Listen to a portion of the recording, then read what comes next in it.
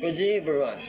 My name is Ricky Boy B. Pasaylo from BPC Abukay Campus, BC 1EB, and I'll be talking about the critical listening.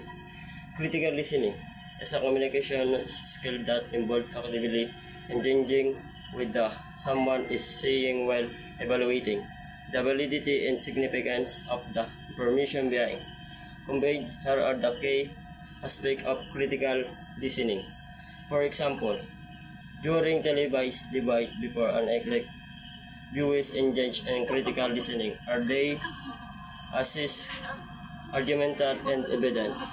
While trying to understand their position, the listener not only observes information but also questions this validity and relevance. Unlike passive listening,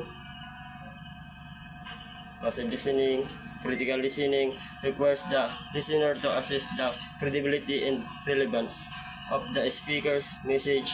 This involves questions the information presented and considering its implications. Critical listening analyzes the context, listening for logical consistency, evidence, and the speaker's intent. This helps in the distinguish between facts and opinions. The critical listening is particularly useful in settings such as meetings, lecture, or debates, where decision making is involved. It allows listeners to examine key detail and make informed choices.